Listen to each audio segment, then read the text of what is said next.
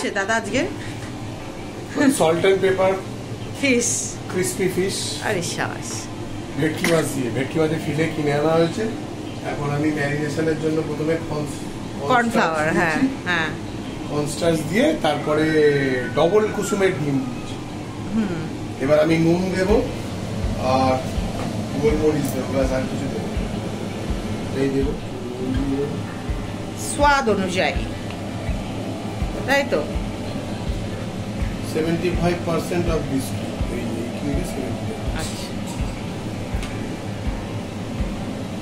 আচ্ছা, নুন চলে গেল এই কিউবে,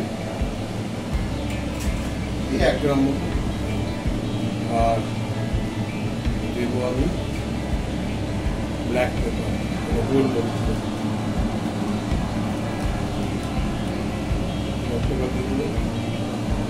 ওটাকে ম্যারিনেট করে দেবো। তারপরে হোয়াইট অয়েলে ওটা ভাজবো, ম্যারিনেট করে দেবো। এক্সেস ডিম হয়ে গেল আমার ভালো লাগে না, এই ডিমে হয়ে যাবে। হয়ে যাবে এই ডিমে? তাহলে 2 কুসুমের ডিম তো, মানে ডবল ডিম আর কি। গরম হচ্ছে, এবার এইগুলোকে লোহা গরমে মার দো হাথোরা বসন্তে। বসন্তি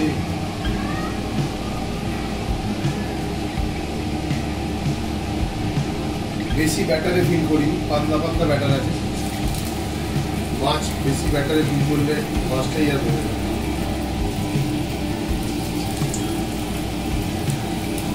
আর এটা লো টু মিডিয়ামে করতে হবে, নাহলে ভেতরটা কাঁচা কাঁচা থেকে যাবে, ওপরটা ফ্রাই হয়ে যাবে। এগুলো গল্প। আচ্ছা, এই যে এই ভাজা হয়ে গেছে এগুলো, আর তোমাদের দেখালাম না তোলা তুলি। কড়াইতে সাদা তেল দিয়ে দিয়েছি, আর যেমনটা বিদ্যমান করে ওই তোমার ক্যাপসিকাম, পেঁয়াজ, আদা, রসুন পাতা, মানে ওই পেঁয়াজ পাতা আর কি, তাই তো? না, রসুন পাতা। পেঁয়াজ পাতা আলাদা, রসুন পাতা আলাদা। এটা রসুন পাতা, তলা দিকটা রসুনের মতো, পেঁয়াজ পাতা লালচে পেঁয়াজ থাকে। মানে তলা পেঁয়াজ, গাছের তলা পেঁয়াজ। রসুন পাতাটা সাদা সাদা সাদা দেখি না রসুন। যাই হোক, তো এবারে তেলটা গরম হয়ে গেছে।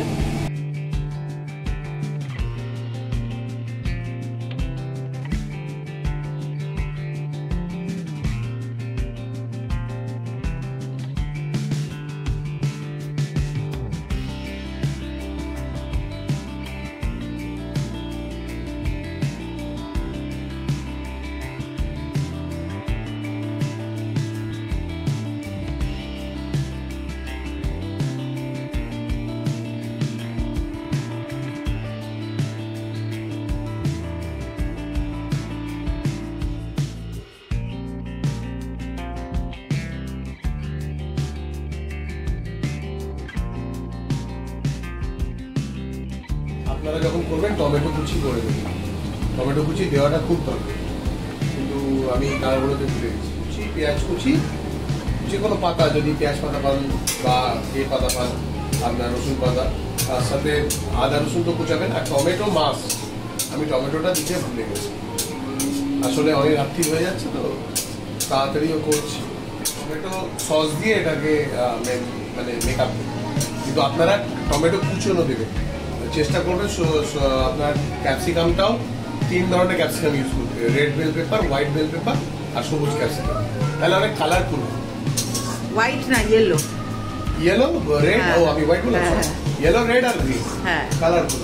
আর টমেটোটাও লাল, অনেক অনেক বেশি কালারফুল হবে। এখন পুরোটাই গ্রিনারিজ হয়ে গেছে। এবার আমাকে দিতে হচ্ছে মাছটা, ওটা আমাকে করতে করতেই মাছটা এর সাথে করে নিতে হবে। কিন্তু যেহেতু এটা চিকেন নয়, আর এমন কোনো আইটেম নয়, পর্ক নয় বা স্কুইড নয় যেটা খুব শক্ত মাছ, যেহেতু আপনারা খুব সাবধানে এটা নাড়বেন। চেষ্টা করবেন ননস্টিক প্যানে করতে, যাতে আপনারা হিলি ওটাকে টস করে নিতে। আমাদের ছিল, হয়নি আমাদের। এই যে মাছটা ভেঙে যাচ্ছে, এই যে দেখুন, এই যে মাছটা ভেঙে যাচ্ছে, এখানে নাড়ালে ভেঙে যাচ্ছে। এটা খুন্তি দিয়ে নাড়াবার জিনিস নয়, কমিয়ে দে না, ফ্লেমটা কমিয়ে দে না, তাহলেও তো হয়। ফ্লেম কমানোর সাথে তো নাড়ানোর কোনো সম্ভব না, লেগে যাবে না তাহলে মিক্সটা। লাগছে না, ভেঙে যাচ্ছে। মাছটা তো কড়া করে ভাজা হয়।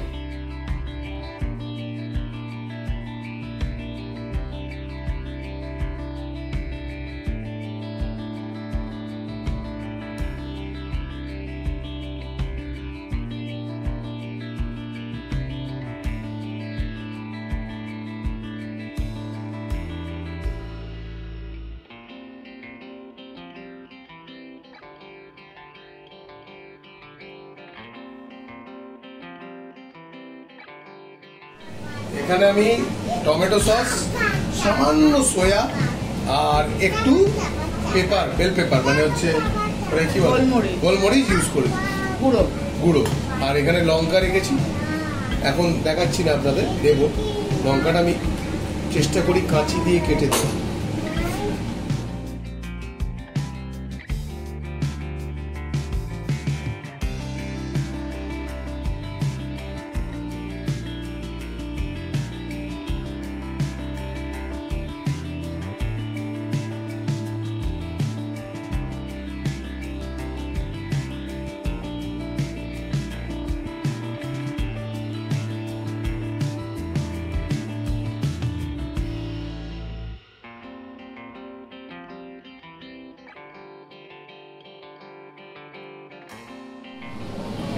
কাঁচি দিয়ে কেটে আমি লঙ্কাগুলোকে দিয়ে দিচ্ছি। লঙ্কা আমি জেনারেলি এরমই দিই, কারণ এতে হাতে ঝাল লাগার চান্সটা কম থাকে।